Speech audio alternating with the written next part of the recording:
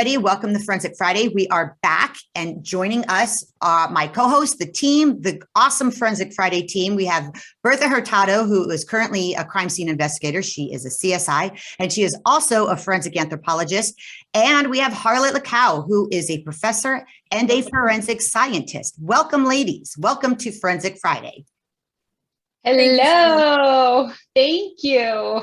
And me, I'm Shannon. I'm the host. I have a degree in crime scene technology, and I am a member of FEMERS, which is a first responder team in Florida for mass casualty events. So it's a job you're proud of, but you don't necessarily want to ever go to. So we are here for Forensic Friday to dive into the forensics of, you know, different sciences, different cold cases, new cases. We're really here to cover everything. And we have stepped up to a recent challenge.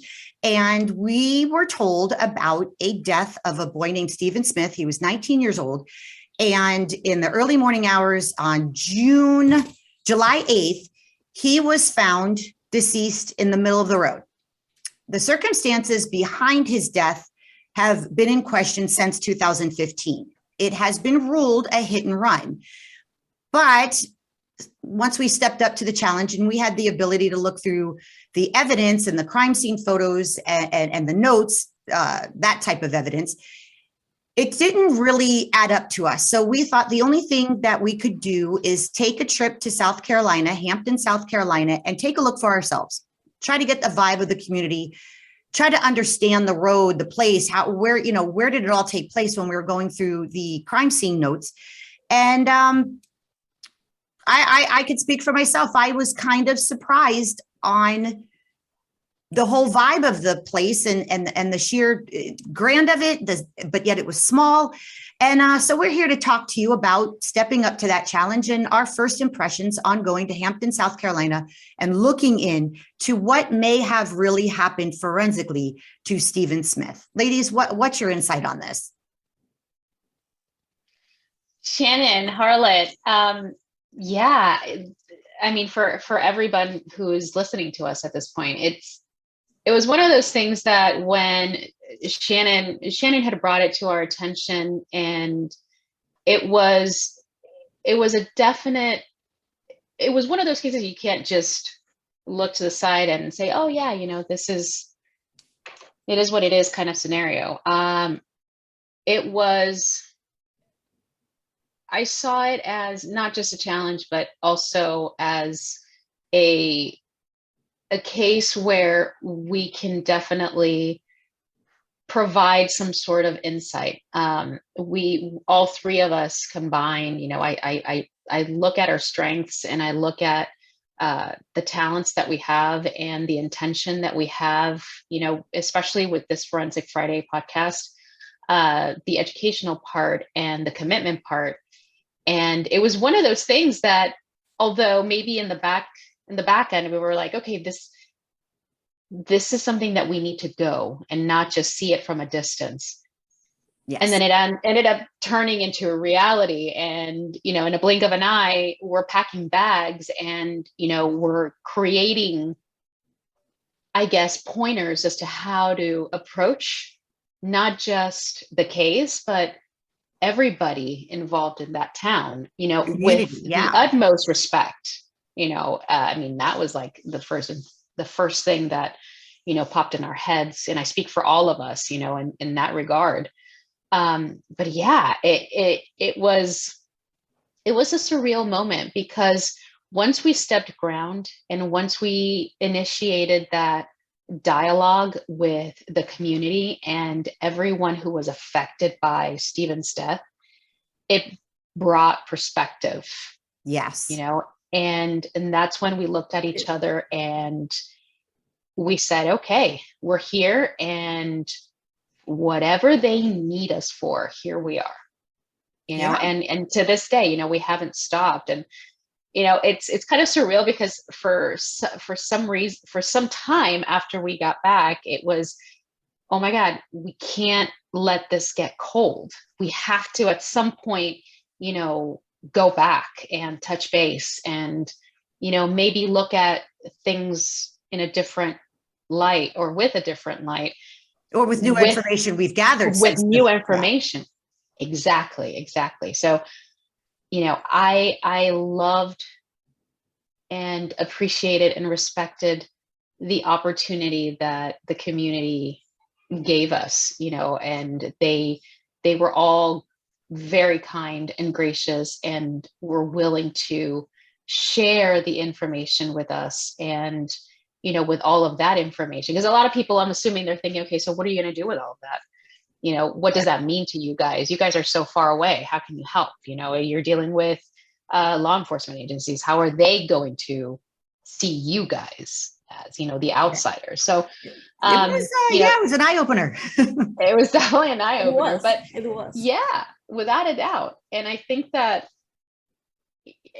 for our audience who are watching us, it's to clarify, it wasn't our intention to invade anyone's privacy, especially in a criminal investigation. No way, first and foremost. But I think that if there is something that we can assist, if they see a value in what we do, and they see our true intention, which I think for the most part, the main players, those individuals who really opened up to us, I think they saw that. Yes. And they saw, our intention, and that was very important to us. So at least our initial, I guess how the community perceived us was well received. And I'm very, very proud of the work that we did. It was thorough. Yeah. It was professional. And I think that we have created, or developed good ties with the community over there in Hampton. Yeah, I felt better when we left. But when we did get there, it was clear. And if anybody's been following, there's a lot of backstory and forward story, current story that surrounds Stephen Smith himself. We were there for Stephen Smith. We wanted to find justice for him. We wanted to find if we could get any closer to the truth. What me personally, did not know that we were going to, I don't want to say run into, but see and feel, was the intimidation and of people who wanted to talk but wouldn't, because there is so much controversy surrounding this case that for those who were gracious, as Bertha said, were incredibly gracious and incredibly courageous, and we are so appreciative for it. It just made me incredibly sad that overall the community loved Stephen. There was no issue there. They do want the truth, but so many are silenced by fear, and it's so awful that's part of the problem to get to the truth, is to try to break through, let people know that they can trust us, get people to speak, because they have been manipulated by news organizations going in, promising to help, then running personal stories in their news, columns, which that's not what we were. We weren't there as journalists in any way. We're not writing an article. We're not writing a book. We're not under contract. It's just the three of us, and we packed bags on and just went there as moms, as people with forensic backgrounds, just to try to help, to help the family, and again, help a boy who may have not just had a hit and run, and he needs justice. So there was a lot going on there. And the feeling to me was, wow, there's people who really don't want to talk about this. What were your thoughts on that? Yeah, I agree with you, Shannon. After actually being there and being in contact with the community and the dynamic of the community, the city too, I think I was expecting to have more people talk to us about it. Unfortunately, it was not as we expected, but I'm still have I hope that Yes. people can see that we are there for them, okay, for the community. We're there for Stephen, okay, and to bring justice to him. So I hope that they open up and contact us at some point, or the authorities, and they talk, okay, and they say what they know, if they know something. So, yeah, all the discrepancy between what the authorities thought about the case, or how he died, and like the discrepancy between the coroner, the medical examiner, I think that's something that brought our attention to, and that was something that we wanted to look into, to see what the evidence shows. So we'll see. I mean, hopefully we will be able to help, and people will trust us, and, Yes. and we might be able, maybe together with other team of people, to look at that evidence. Yeah, and when we were Justice to going him. through, ladies, you can tell me if you felt the same thing. When we were going through the actual file and the information that was given to us, it immediately just didn't seem cohesive. There was just things, unanswered questions, interviews that may have been done but weren't done, or maybe they were done, they weren't documented. So that was, for me, a real reason to try to get in there and get a feel for it, because there was so much missing in a case where a 19-year-old died in the middle of the night. There was clear, as Harlot just said, discrepancy between what the coroner on scene thought and what the medical examiner, or the pathologist, stated as the cause of death. And there's just been such conflict, even within agencies. Who was right? Who was it a hit and run? Was it a murder? There's people who are absolutely positive it was a murder and not a hit and run. And it's just still out there. Yeah, and I think Shannon, and both you, Shannon and Harlot, you guys, brought really important perspectives on all of this. And I think that's one, if not the main reason, that we actually honed into this case, because of the discrepancies. And with our experience, collective experience, I think that as we were going and diving through these documents, and of course, we also have to understand that we are not going to get the full documentation, all of the medical files. We're not going to get all of the reports, all of the supplements. In a perfect world, we probably would. And we were crossing our fingers that at some point we would get everything that we needed. But regardless, even with the amount of documents that were provided to us, and we're very thankful for that, that's important to note. Yes. That it was just, and again, I have to say this, emphasize this, that collectively with our experience, scientifically and evidentiary, it wasn't a sound determination. It is a hit and run. When you look at a hit and run, let's go into the technicalities, and ladies, please chime in whenever you guys deem necessary.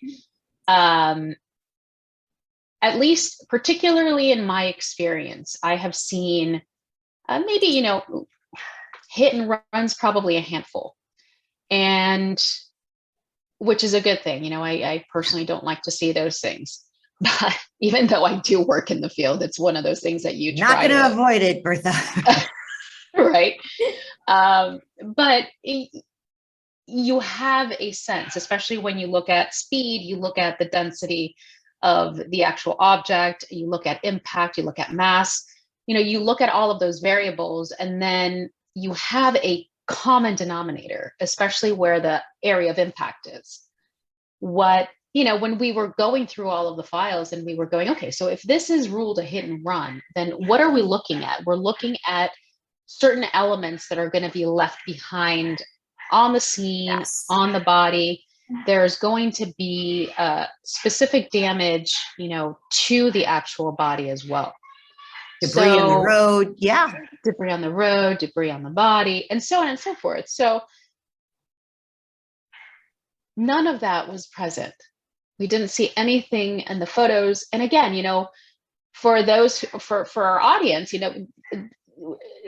have to understand that these are the things that we were discussing with the limited information that we had.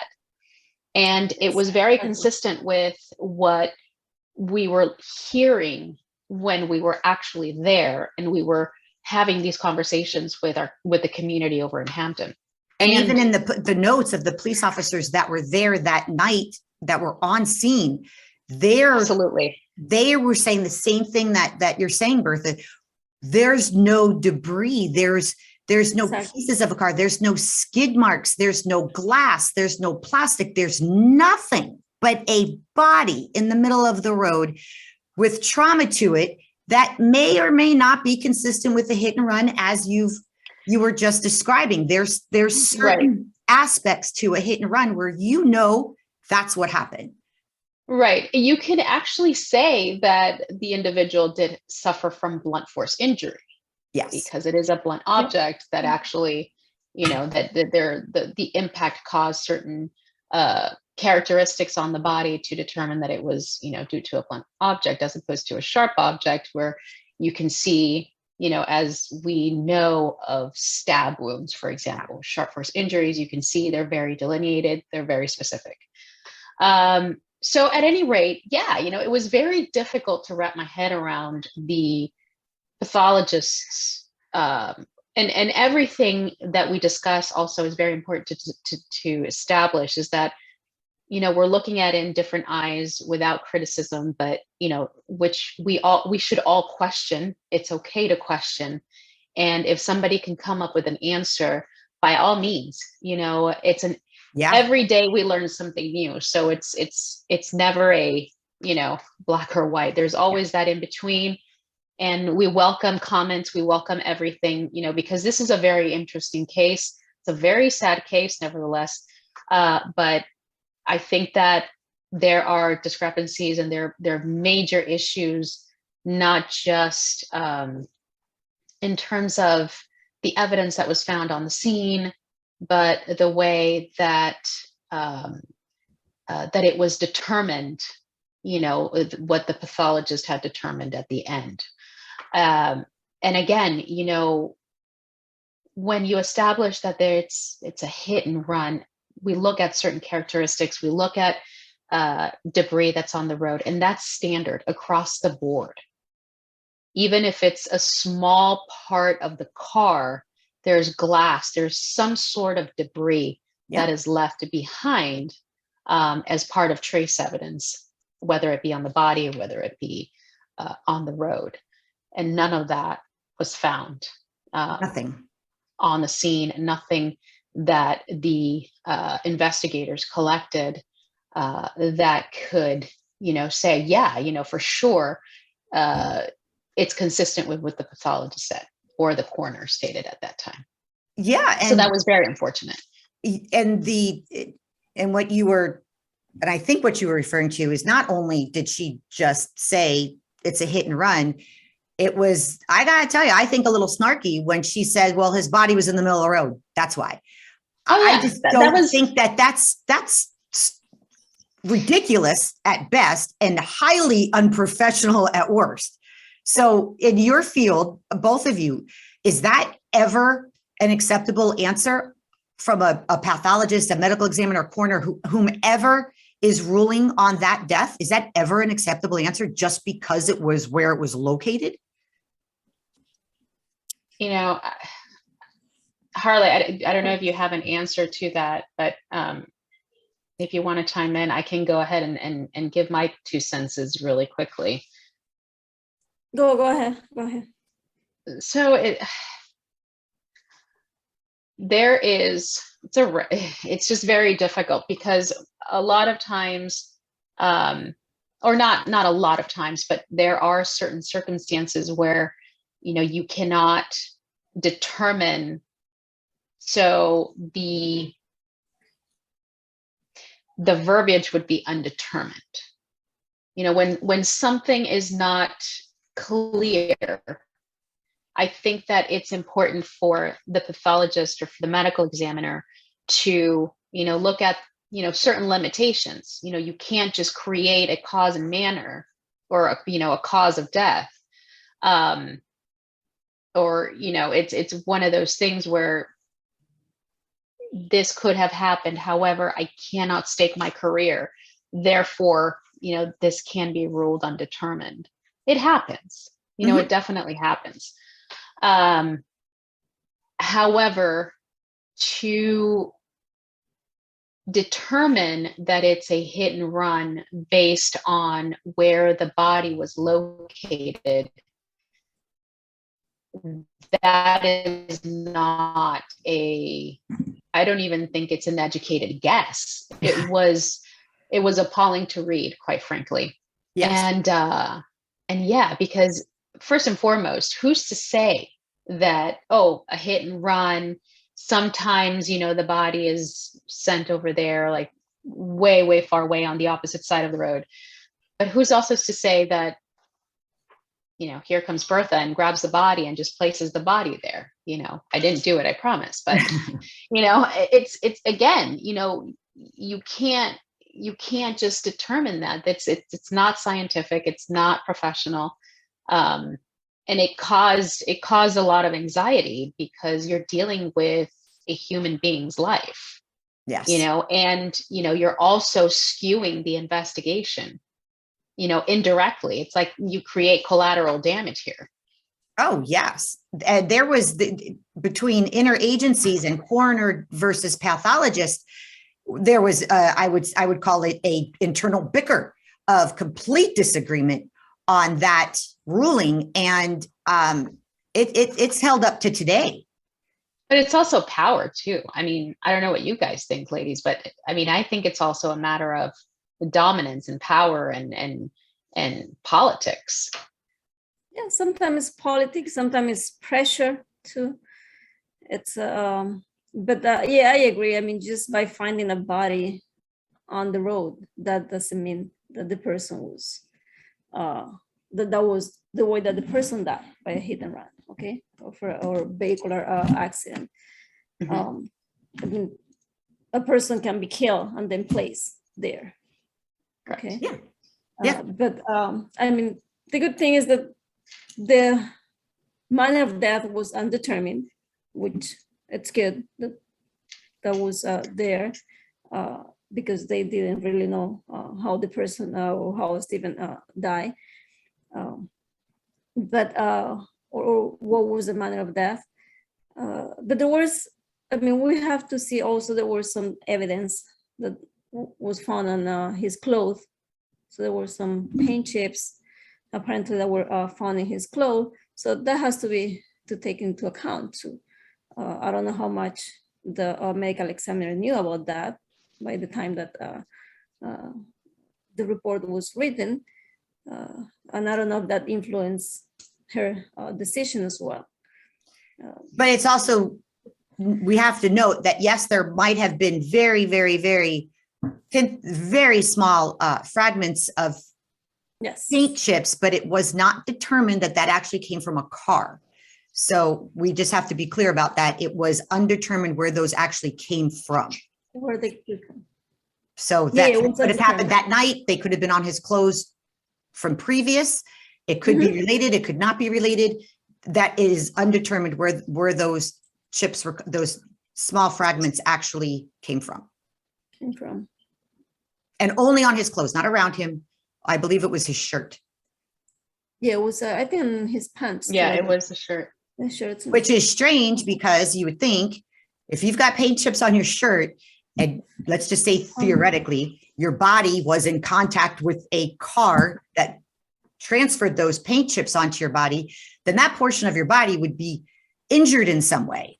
And that's what's remarkable about this is, yes, he suffered horrific head trauma, but nothing to his body. Nothing. And so if you got paint chips on your shirt, you would think consistently something impacted that shirt. Could that be? So it was just, it's very controversial. It is. I mean, there's a lot of factors that have to be taken into account, I think, in those type of the scenarios or scenes. I mean, I'm not an expert or a pathology to make like an educated opinion about that. But it depends also on the body, I mean, the person, the way, the impact, the speed. I remember seeing a case where a little girl actually was hit by a car. She was on the street running her bike, and she didn't have no injury, no bone broken. I mean, it was no fracture in any of her bones. If you look at her, she was like intact, nothing, there was no injury. She just died from the blunt force trauma. But there was no injury at all. So there's a lot of things that have to be taken into account. But definitely, I don't think that it's, I mean, they cannot rule out hit and run just by the person being placed on the road. I mean, that's not a valid reason or educated, let's say, a decision to make or a statement to say. Yeah, and you know what, Harla, that's a really good point when you talk about that case that you saw. You also have to think about that the bones of a child, depending on the child's age, are very malleable, you know, and they're green, they're very flexible. So, I mean, that's an advantage as opposed to, and who's to say, you know, maybe, you know, there was that impact because, and Shannon, you know, I want to piggyback on what you were saying that he didn't have anything, but let's also clear that he did have fractures, but they weren't consistent with what would be a hit and run type of accident. Exactly. Fair enough. Right. Yeah, correct. Yeah. He did have, you know, abrasions, and he did have, I think it was a fracture to one of his arms and dislocated shoulder. the dislocated shoulder. But again, you know, all of those things can occur when you are in some sort of, it could be an altercation, it could be, you know, just physical fighting. And then, you know, that leads us to another conversation of, you know, those speculations of Stephen having that, I don't want to say, you know, I guess it could be stated as, you know, some sort of involvement with certain people within the community. And, you know, there were things that were said, and then that led to a physical altercation. And, you know, we can see that huge, that impact, that blunt injury that we saw on the forehead that went pretty much all the way to the occipital part, or the posterior part of Stephen's head. So that was major damage, major damage. And there were several fractures. Yeah, there's more than exactly one. The fact that there were like several fractures, that's also something to look at. Yeah, you know, and again, and this goes back to the pathologist, you know, especially understanding with everything, you know, when with the body and its totality and all of the injuries and fractures. Can it be that, you know, a pathologist can say, yeah, it was a hit and run because of the injuries sustained? You know, or, I mean, is it fair to say that? I think it would have been a different perspective on our part and a lot of people's part if she would have said it that way, because of the injury sustained, as opposed to the body was found in the middle of the road, therefore it is a hit and run. It's just, I agree. yeah. And I'm going to throw this out to both of you, even going back to, you know, his autopsy and what took place. I found it odd. And again, maybe I just don't know, But I found it very odd that a rape kit was ordered on a 19-year-old boy hit and run victim. Maybe that's something that's done all the time. Can either of you chime in? Is that a normal thing that someone asks for, whether it be the coroner, the pathologist, medical examiner, whomever, asks for a rape kit on a 19-year-old male hit and run? Yes, and especially like on the autopsy, it says that there was no anomalies on the anal area or any other on the genitals, or everything looks normal. Yes, So I just didn't type of understand the formation or reason. injury. So Yeah. that's kind of a, Yeah, it's not a common thing to do at all. You know, a rape kit is done, you know, in the event that there is evidence to sustain or to suggest that there was some sort of sexual assault, sexual battery. But in a case like this, especially if you're dealing with a hit and run, or at the moment it was ruled, we have to go back to that, because remember also there were speculations at the moment on scene that it was a gunshot wound to the head. Mhm. And then that was ruled out once, you know, they did an x-ray and there was no radiopacity found. So meaning there was no lead residue in the inside in the brain area in the skull. Mm-hmm. So, you know, it's one of those things that it's not commonly done. I have not seen, you know, a traffic homicide incident where, oh, you need to do a rape kit on this person. No, it's unusual. Now, it leads to another conversation where, you know, the topic of Stephen's behavior, his sexual preferences, and, you know, pretty much what his lifestyle, you know, are they questioning his lifestyle? This is a small community. That's another thing that, you know, our audience needs to understand, that this is a very small community, population 2,500. So everybody knows each other. Right. Yes. Yeah. Everybody knows everybody's life. Everybody knows what they ate for breakfast, lunch, and dinner kind of scenario. So everybody knew Stephen. Everybody knew that he was homosexual, and they didn't have a problem with it. No, nobody did. That's what I found beautiful there. No one cared. Yeah, he was living his life. He was living his best life. And, you know, and he was loved and cared for from, you know, all of his friends. Every single person that we spoke to, they spoke highly of Stephen, and he was a very loving kid, and so on and so forth. So,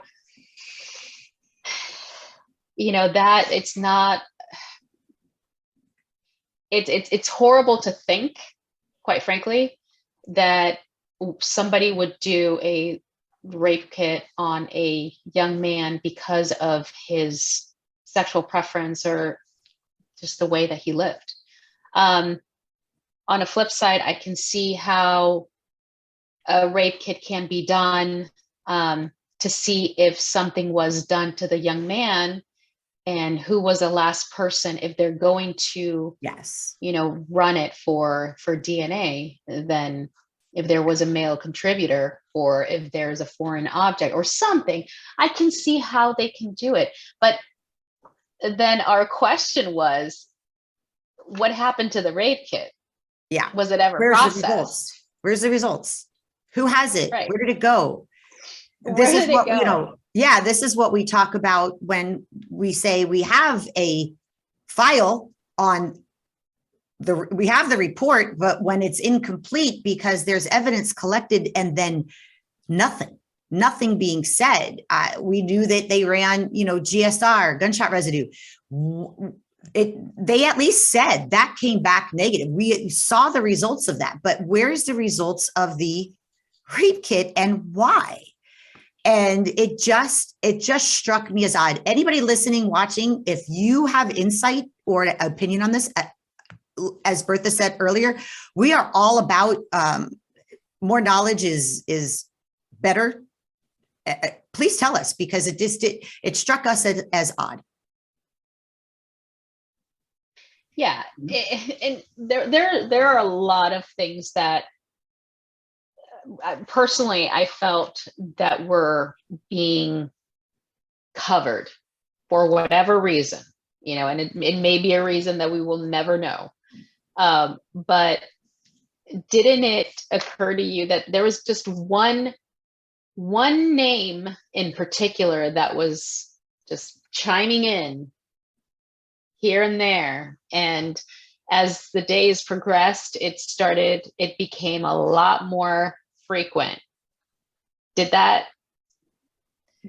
Murdaugh family come constantly, as the days progressed? And oh yes, and I get it. These people have lived in that town in Hampton, South Carolina, and have been dealing with a lot that stems one way or another through the Murdaugh family. Going through the evidence, we were trying to not be biased in any way, not be swayed by rumors or past events with other people. Just look at this evidence for what it was. But the name came in over and over and over. And at some point you have to go, okay, if there's smoke, maybe there's fire. We need to at least hear it to understand if it's going to go anywhere. And that was the frustrating part. Was we heard it, but it was rumor. And what I wanted was something more factual. Don't tell me, well, I heard this through a friend that had a neighbor whose cousin used to live here. Where's the direct link that this? And that's where we couldn't break through to actually confirm, even if it's said by 100 people, show me just prove it to me. Don't just repeat a rumor. And that's, we heard a lot of. But guys, just remember that there was this huge fear factor in the community because of what? Yes. The Murdaughs, and that's, I don't even know if I'm saying it correctly. I always say Murdaugh, but it's Murdaughs, right? Murdaugh. Yes. And at the end. Guys, I'm sorry. I mean, I read it and I'm thinking, it's Murdaugh, but it's Murdaugh. But anyway, so going back to that, the influence of the family goes for years. I mean, we're talking century, right? Yes. They were involved in a very successful law firm. They're just in the government positions for generations. They were involved in every aspect of Hampton County, South Carolina. Right. So, when you have that type of power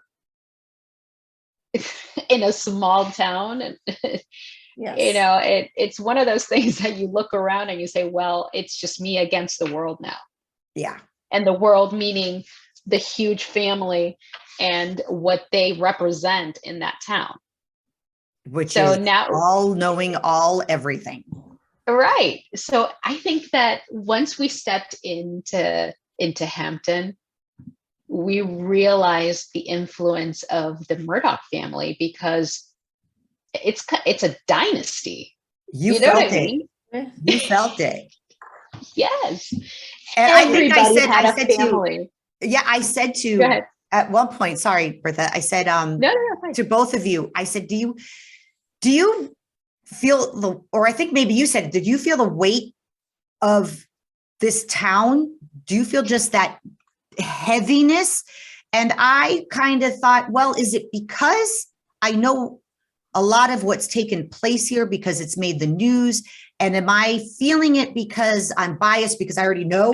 Or am I feeling it because it's truly there? And you, Bertha, said, oh no, I feel it. Yeah, it's there.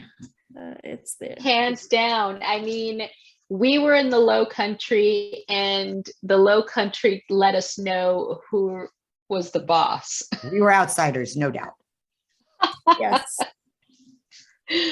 Yeah. So, I mean, it's one of those things where you have no say, and that's, when you feel powerless, it's very frustrating because nothing can happen. You know, when you see something that is occurring and you know that it's going to be covered and you try to do the right thing, but you know it's not going to go anywhere, you kind of stop. You stop fighting for the greater good and you Yeah. just go with the flow and you go with, you know, it's like, okay, well, if I fight for this, for what? What's my reason?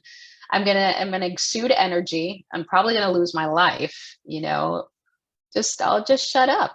Yeah. And that's what I feel has happened in this town. And, you know, Over I don't want to and go into, over. right. And I don't want to go into, you know, the other Murdoch family, you know, issues, because we're talking about, we're focusing on Stephen, but I can see how impactful it is for the community. It was like, okay, this is a back-to-back event where this family is being accused of murdering even their own family.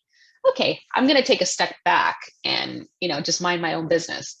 Yeah. And that's where we go back to saying it, even though there's a repetitive name, a repetitive rumor, you don't want to get involved in that. You don't want to necessarily give it any weight.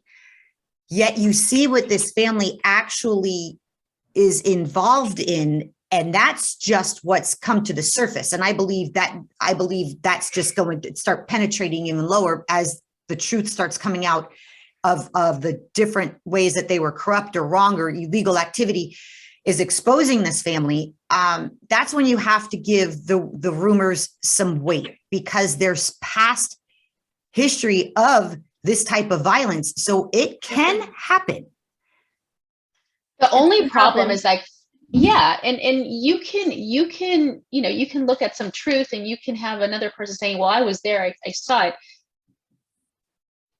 Did you really? How do I know that you're telling me the truth? Where's the evidence? So now we go back to the evidence, you know, and without it, yeah, there's nothing you can do. You can say until you're blue in the face, but unless you don't have the evidence right here with you and showing it to everyone, yeah, it's not going to go anywhere. Did it strike either of you? Go ahead. No, we also the influence of this family in the community. I mean, at all levels. I think it's happening at all levels. Yeah. Yeah. 100%.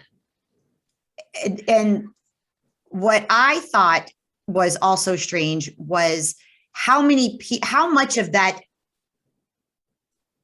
report, the crime scene report, and how much of the evidence and the question, where is this and where is that? And, you know, you subpoena phone records, or where are the records? You know, where are the text messages? You could prove, you know, where did he ping on the towers, where you could try to locate him. Where is all that evidence? Because at the very least, you might be able to eliminate potential suspects just based on location or, you know, what have you, or what time was he allegedly here? Well, you could see by a text message, well, he was talking to this person here. You know, there's ways to work it backwards that just isn't done. And then when you ask some people, you know, well, where is this? Where's that? Where is this evidence? Well, what happened to this? The overwhelming, well, I don't know. It got to the point where people just accepted that they didn't know some of the evidence or some of the answers. And that just was accepted. And it's not acceptable. There are too many gaps. Too many gaps. Big gaps. I agree. Really Huge big gaps. gaps. So many gaps. Really big gaps. And not just gaps in people's memories or things like that. We're talking agency gaps. Now, maybe we just didn't get the evidence. Maybe we didn't get the whole thing. But they're gaps that people need to explain, because it just can remove a lot of doubt. If those gaps can be filled, fill them up with fact, with the answers, and remove doubt, because the doubt is what makes the people so scared, because that involved not only the Murdoch families, it involved agencies and you know, they live amongst all of them, you know. And how do you question somebody who doesn't have an answer of where evidence is. You know, you're kind of between a rock and a hard place. Damned if you do, damned if you don't. Yeah, but and you're right. I mean, I'm not, you're absolutely right. Both of you are 100% right. But here's another thing, you know, as an open investigation, as an open criminal investigation, we all know that you cannot divulge Exactly. certain things, Mhm. you know, and maybe a lot of things, you know, especially evidence, especially, you know, whatever investigation the detectives are doing, you know, it's preserved and it's worked on. I'm hoping, you know, I'm hoping that everyone is doing their due diligence and everyone is really, you know, working for a common cause, you know, for that particular purpose, which is, you know, that justice for Stephen. Because if he was murdered, then, you know, there needs to be justice. Mhm. They need to find that person. And, you know, there has to be justice for this kid for sure. But, you know, in order to get to that level, you need to do a thorough investigation. Right And from the part start. of that, right, exactly. And, you know, if there were issues through the investigative process, well, you know what, if there's a new group of detectives coming through, then great, because that new group of detectives are going to, you know, provide different perspectives. They're going to provide, you know, hey, you know, there's different technology's advancing, you know, this is what we can do with the evidence. So I'm hoping that that's kind of what's going on behind the scenes. And Because they that's reopened it really for a reason. We just haven't been told what that reason is. right. And I think that a lot of us who are following the Stevens case, we're all really, you know, patiently waiting on, you know, what happens next. Yeah. And we can, and yeah, you know, we can discuss this all day long, because there's still, you know, there's so many gaps to be discussed. There's so many issues that were, that, you know, the poor handling of the evidence, or, you know, just going and determining certain things without really taking the time to have a good, thorough assessment, you know, that those are issues, those are big problems.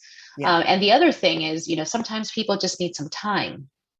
And, you know, you hope that if there's anyone out there who has information, who has, you know, some sort of guide, you know, if you don't want to go and say the whole thing, you know, on the first round, if you want to provide some sort of guidance to the investigators who are dealing with this case, it's like, it's the time, you know, Now is the and it's time. true. Right. And it's true, because a lot of people say, okay, they have this remorse, and they have, you know, they're conscious, and they're saying, oh my gosh, I should have said something at the time, but it's never too late. No. You know, it's definitely never too late.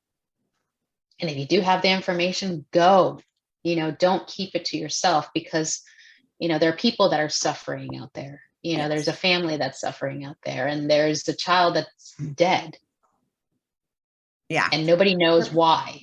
Nobody knows why this 19-year-old kid was found dead. Yeah. It's very sad. It is very sad. It is. It is.